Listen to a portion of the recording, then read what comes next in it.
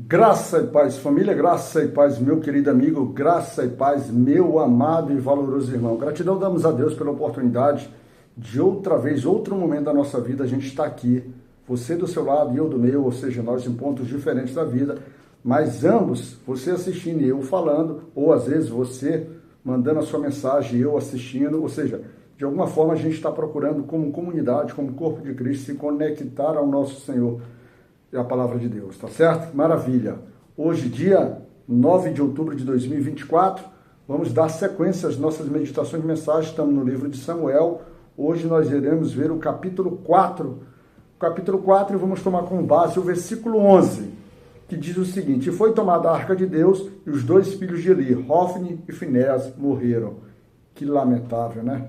Dois filhos de alguém que desenvolvia sacerdote, ou seja, praticamente dois sacerdotes que cuidavam ali do tabernáculo, né? Morreram. Mas a gente vai dizer assim, mas todo mundo morre. Qual o problema que há nisso? O problema que há nisso é que esses aqui certamente morreram fora da graça do Senhor, fora vamos dizer assim, da união, da unificação, do relacionamento, da intimidade, da perfeição do filho com seu pai. Esses dois aqui certamente não morreram como filho. Se a gente voltar um pouco no livro, se a gente for lá para o capítulo 2, nós teremos, a partir do versículo 27 ao versículo 36, lá do capítulo 2, a Bíblia vai nos trazer o que? A advertência, que a mão pesada do Senhor cairia sobre a casa de Eli. Por que cairia sobre a casa de Eli? Porque esses dois filhos, Finéas e Hofni, Hofni e Finéas, ai meu Pai do céu, a palavra de Deus diz que os filhos são herança do Senhor. E por vezes a gente quer que os filhos sejam herança nossa, como os pais terrenos que somos. Mas esses dois filhos aqui, quanta impiedade, quanta iniquidade, quanta imoralidade.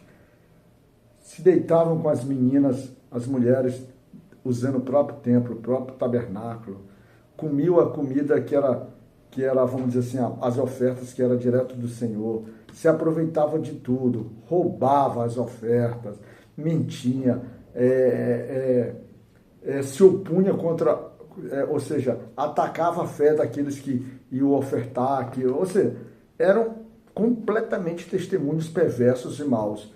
Tanto que o seu pai, ao longo da sua carreira que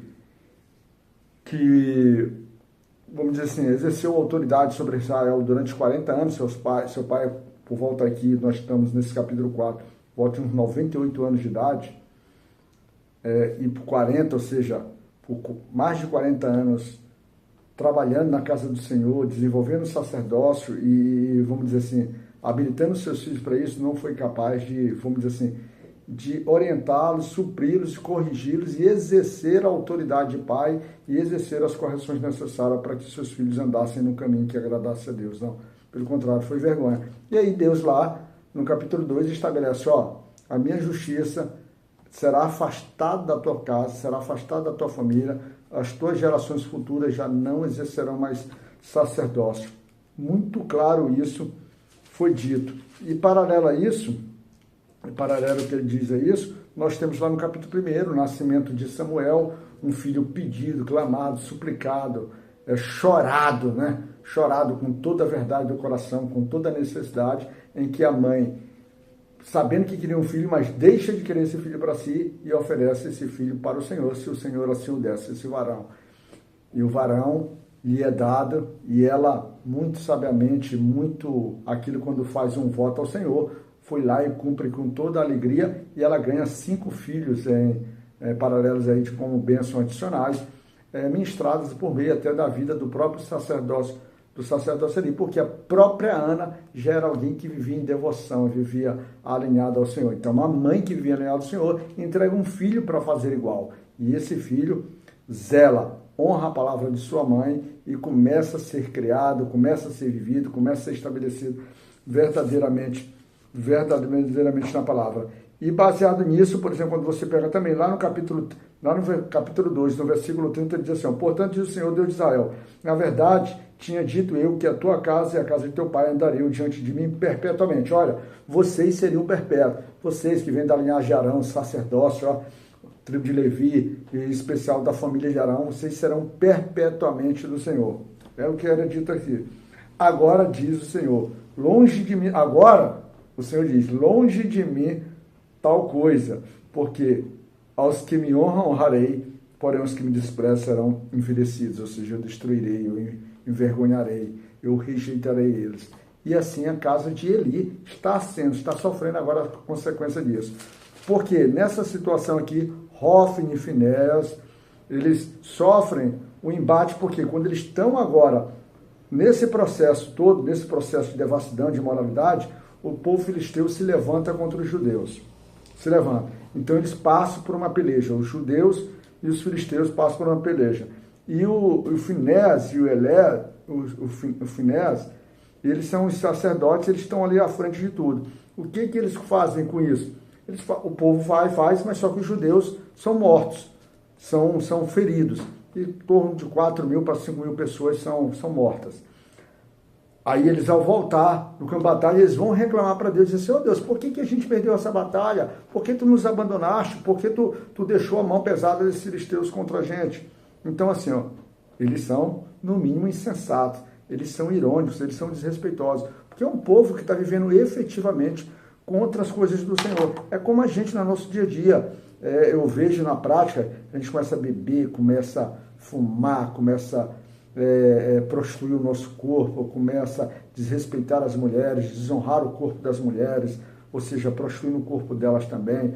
A gente engana, a gente mente, a gente rouba, e por diversas vezes, logo depois, quando a gente sai para alguma batalha, a gente tem algum desafio, a gente constrói frases assim, o Senhor está conosco, que Deus me abençoe. Como é que pode abençoar? Como é que pode abençoar? Se você pegar Levítico 26, se você pegar Deuteronômio 30, se você pegar o próprio Deuteronômio, eu acho que é 11, tudo fala, tudo depende de obediência, tudo depende de devoção, tudo depende de súplica, tudo depende de derramamento de fé, né? Para que a gente possa receber essa graça, Deus de fato, ele restaura os ímpios, restaura corações perversos, restaura. Mas observa, esse povo aqui não quer viver na graça do Senhor, não quer viver no temor do Senhor, não quer viver na alegria do Senhor. É todo o tempo se rebelando. Então eles estão nesse processo, vão lá para uma luta que o próprio Senhor não se estabeleceu para eles, e eles perdem. Aí, o grande Finéias e o grande Hofni, eles estabelecem que vamos pegar a arca que está lá em Siló, que agora eles olham que a arca do Senhor, que é onde... O que é a arca? É onde representa a própria presença, a própria comunhão de Deus, ou seja, é o estabelecimento de Deus no meio daquele seu povo. Então o que ele diz assim? Vamos pegar a arca, que a arca estando com a gente em todas as batalhas nós vencemos, vamos vencer. É um grande amuleto. Agora não é mais o Senhor, é um amuleto. Agora é algo que traz sorte, é algo que traz a certeza de uma vitória. Traz sim, desde que o povo esteja em devoção, em obediência ao seu Deus e Pai, ao Senhor Jesus Cristo, ao Deus dos exércitos, ao grande Jeová, ao grande Jireh, ao grande Jafé, ao grande Rafá. Essas expressões que nem eu mesmo sei, são tantas expressões da Bíblia, são tantos termos para vamos dizer assim, para definir a santidade, o poder, a majestosidade, a magnitude, a onipotência, a plenitude do Senhor, que eu confesso que eu não vou saber dizer todos, eu não vou saber dizer nem a milésima parte deles aqui. Mas ele já não tem mais essa essência, o coração dele já não entende isso. O coração entende que basta a gente estar com a arca que a gente vai vencer. E o que acontece? Mais 30 mil homens, praticamente, são sobressaltados, né? São sobressaltados. Quando a gente vai lá no versículo 10 do capítulo 4, diz assim, então pelejaram os filisteus de Israel, foi ferido, e fugiram cada um para a sua tenda. E foi tão grande o estrago que caíram de Israel 30 mil homens de pé.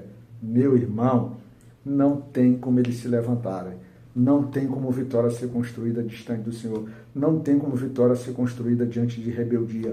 Não tem como vitória ser construída diante de moralidade, de mentira, de perversidade. Então você que quer vitória na sua vida, você que está trabalhando por um concurso público, você que está buscando um emprego, você que está tentando estabelecer um relacionamento saudável, recuperar a tua relação com a tua esposa, com teus filhos, Não tem como você fazer isso de uma forma devassa. E aí, paralelo a isso, eu vou até deixar uma dica quanto a isso.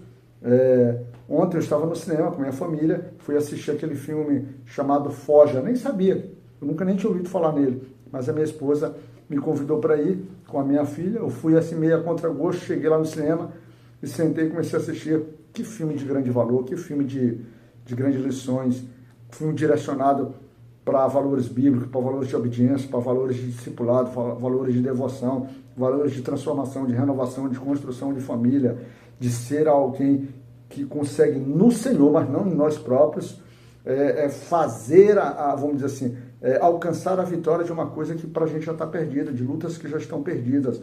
Então, se você puder, vai lá, assista esse filme, vai com seu filho, vai com sua esposa, reúna sua família, tire esse dia, como você vai num parque de diversão, você vai numa festa, você vai em qualquer lugar, vai lá, tira, e depois vai para uma praça de alimentação, vai bater um papo, vai sorrir com teus filhos, e vai a partir dali buscar colocar em prática não os ensinamentos do filme, não. O filme se inspira nos ensinamentos que é a própria Bíblia, aí volta para a literatura bíblica, volta para a palavra do Senhor, e por meio dessa mistura e tudo, e você vai trabalhando e vai sendo renovado. Maravilhoso. Então, voltando ao ponto da questão, então não tem como a gente, sem esse processo de renovação, de obediência, de devoção, de sinceridade no Senhor, a gente alcançar a vitória. E aí vai indo. E aí nesse processo, cumpre-se também o que já estava escrito, em relação aos filhos de Eli, né? Os filhos de Eli, quando lá no capítulo, versículo 34, lá no versículo 34 do capítulo 2, e tinha sido dito para ele, assim, ó, e isto é dito para, ou seja, um profeta, que aqui a Bíblia não diz quem é, chega até o sacerdote e diz para ele, diz assim, ó, e isto te será por sinal a saber, o que sobreviverá a teus dois filhos, a Hofni e a Finés, que ambos morrerão no mesmo dia. E aí se dá. E aí é claro, aí quando volta, que chega pro sacerdote ali, que chega para ele a informação que os seus dois filhos morreram e que a arca foi levada e conquistada pelos filisteus, ou seja, o grande objeto que agora para eles é apenas um objeto de sorte, não é mais o Senhor, não é mais a presença, não é mais a onipotência do Senhor, não é mais o poder do Senhor, não é mais a glória do Senhor que está com ele. Então, simplesmente, os filisteus levam essa arca, se afasta completamente. Então, a presença do Senhor sai completamente ali do povo judeu. Aí, o que sucede para Eli? Ele morre também. Ele, homem gordo, cansado, velho, pesaroso já a sua vida, ele simplesmente não resiste. Ele simplesmente não resiste. Ele com 98 anos não resiste. Porque lá no versículo 18 diz assim, e sucedeu que fazendo ele menção da arca de Deus, ou seja, o mensageiro que traz a notícia sobre a situação lá do combate da arca de Deus, ele caiu da cadeira para trás da banda da porta e quebrou-se-lhe o pescoço e morreu, porquanto o homem era velho e pesado, e tinha ele julgado a Israel 40 anos. Mas as desgraças não se acabam por aí. Já perdeu os dois filhos, o próprio sacerdote já foi embora, o homem que tinha contato, que tinha a graça de ter presença, o relacionamento com Deus, também já havia se perdido nesse processo, acaba morrendo. E para piorar as coisas, a própria nora de Eli, a mulher de um dos filhos dele, que era a mulher de Finés, estava grávida. Aí o que acontece com ela? Ela simplesmente, na hora da luz do parto, ela também morre. E ao dar luz ao seu filho, ela coloca o nome do seu filho de Icabô. Icabô simbolizando. Ela, antes de morrer, ela coloca o nome do seu filho de Icabô para simbolizar que, segundo a tradução bíblica aqui dizendo que foi-se a glória de Israel, porquanto a arca de Deus foi levada presa e por causa de seu sogro e de seu marido. Ou seja, foi-se a glória, ou seja, a arca foi-se embora, a arca do Senhor foi embora. Não, mas a glória do Senhor foi-se a glória porque efetivamente eles eram um povo que não vivia mais, não percebia mais essa glória, não dava importância para essa glória, não louvava por essa glória, não dava gratidão, não honrava, não glorificava. Então, de fato, a glória do Senhor efetivamente se sai do povo de Israel, deixando aquele povo agora numa situação muito diferente, muito complicada. E às vezes a tua vida, ela se encontra nessa situação porque você também, por ter a glória do Senhor, por ter o Senhor dentro da tua casa, Ele querer participar da tua vida, querer ser centro, querer direcionar teus passos, mas você simplesmente ignora, você cria um Icabod dentro da sua casa, fazendo com que a glória do Senhor se afaste da sua casa. E aí, meu irmão, não adianta lamentar. Qual a resposta para tudo isso? Novamente, a súplica, a devoção, o choro, a lágrima, um coração sincero, arrependido, uma profissão, uma confissão de fé verdadeira, e aí começar a andar no Senhor para que as coisas possam serem renovadas na tua vida. Fica na graça de Deus e Pai Todo-Poderoso, fica no amor do nosso Deus Supremo e Celestial, fica na doce proteção, no recôndito do coração dele, tu e tua família, e te desperta, meu irmão, te desperta, te desperta. Jesus está voltando, e se tu continuar negando a sua glória, a sua honra, a sua presença, eu só lamento para ti, porque eu tenho muita fé e não me afastarei do Senhor e dessa dádiva de viver ao seu lado, como hoje eu tenho buscado. Que Deus te cuide.